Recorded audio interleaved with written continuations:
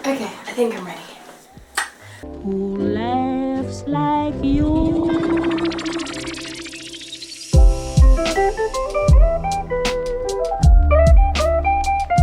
Hey guys, welcome back to my channel. So I'm filming this, by the way, the day after I filmed my previous video, which you should go check out.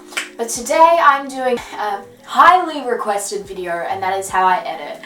So I just want to say before anything, I'm not a pro at editing. I'm not very good at all. But yeah, I know that not everyone can afford Final Cut Pro, which is what I use. One of the most frequent questions is what I use. I use Final Cut Pro, which I'm pretty sure is $499.99, which is when I checked last. So pretty much $500. That's very expensive. So I'm going to break this up. I'm going to do two separate videos. So the first video, which is the one that you're seeing right now, is going to be showing you how I edit on Final Cut Pro. And then the next tutorial, which will probably be coming out sometime in the next week and a half, is going to be how I edit on iMovie, because I know that that's free and affordable and everyone can afford it.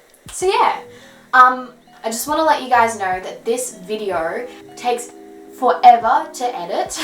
I don't know how exactly, but this video is very complicated to make. So if you could, please give it a like, because it shows me that you enjoyed it and you learnt something. Even if you just learnt one thing, that's good. And let me know in the comments other videos you would like to see.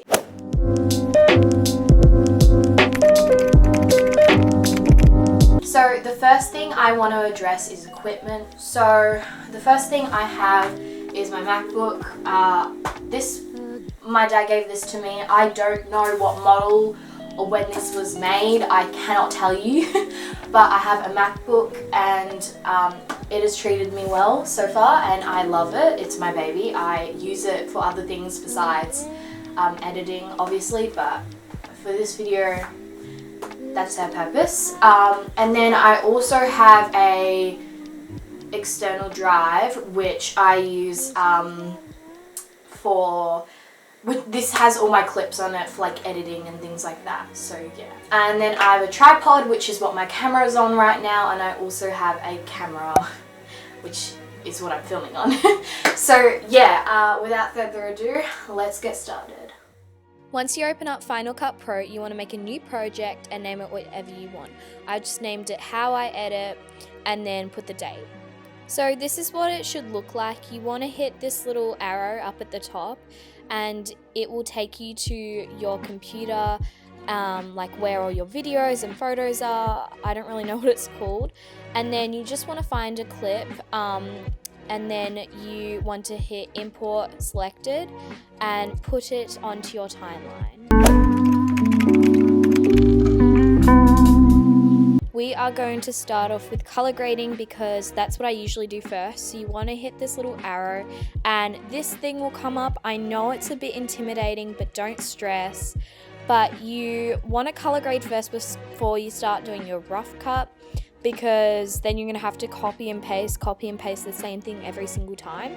So this is what color grading looks like. So you don't want to touch the actual thing. You want to actually play with these numbers, and I know it might look intimidating, but I'm going to leave this girl's YouTube video that I watched to learn how to color grade, because I follow how she color grades for my videos.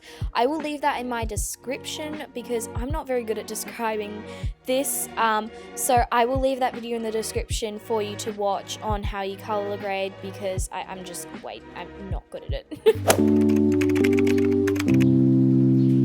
So now we are going to do a rough cut. So pretty much a rough cut is when you either say something fun, like something weird in the video, or you mess up, or you say something twice. A rough cut is cutting out all the parts you don't really want in the video, or if you go or you just stop talking, or perhaps you say and twice, or like twice, because I know I do that a lot. But it's pretty much going through the whole entire video and kind of cutting up bits that you don't like. Lay So now for transitions, Final Cut Pro has a transition tab which has so many transitions in. So the ones I tend to use most is the slide transition. I just think it looks the best, and I think it just goes with my style of video better, but you can change how long and short you want the transition. Usually I just keep it default because, you know, but sometimes I do make it longer and shorter. It just depends on the video, but yeah. If you want to use a transition that's not in Final Cut Pro, like you probably would have seen the transition I did before, like where it said transitions and it had the butterflies and everything, I go to where all my videos and photos are, and I usually I go on the internet and I download these clips like that, and then I put titles over them, which I'll be showing you how to download those things later. But I would drag it onto my timeline, and then I will drop it on my timeline, and what I'll do then is I'll go through and find which kind of transition I want. So I was feeling this transition, and then I'll just cut it out, and then cut where I wanted the transition to end. And then I would put it in the middle of two clips, and then sometimes I put transitions between the transitions. Well, I guess they're kind of not really transitions, they're more cuts, but you get what I mean. So now I'm going to show you how to download videos from YouTube. You want to copy the URL and open a new tab and go to YT-MP3, and you want to make sure you're on MP4. Once you've done that, you want to convert the thing and download it to your computer.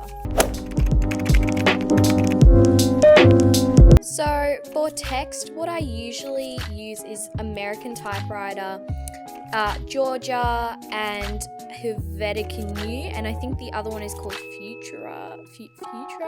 It's on the screen. I have no idea how to pronounce it. So for background music, I suggest downloading it the same way you download a video, but before you go onto YouTube and start downloading music, you need to make sure it's copyright free. Otherwise, you can get infringements and all this bad stuff. You can get sued and things like that. You need to make sure that it's copyright. I have this like hour-long video that I saved to my computer like months and months ago, and it's pretty much the same music you hear in the background in all my videos. But yeah, I'll put some clips of me now dancing to this music.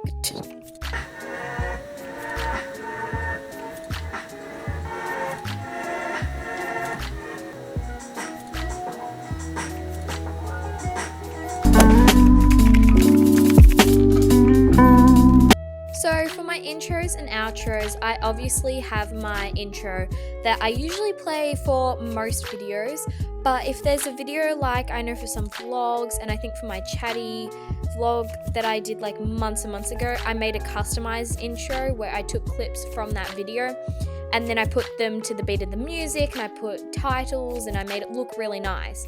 And those are so time consuming, but they definitely end up looking really good in the long run. So I definitely recommend, if you want your videos to go far, make a personalized intro for every single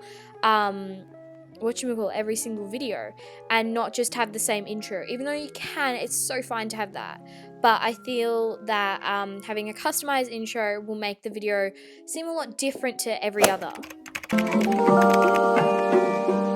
So now that you have finished your video, you want to export it. So you want to hit the share button and go master file, and then you want to go next and name the video. So I just named mine intro and then saved it to wherever I wanted to save it, and then I went next, and there you go. There is your video, and it will start exporting onto wherever you wanted it to export to. So if you guys enjoyed that video, please give it a thumbs up and subscribe to my channel, because let me tell you, that video took like 9 hours to edit. I'm pretty sure it's like 9 o'clock right now.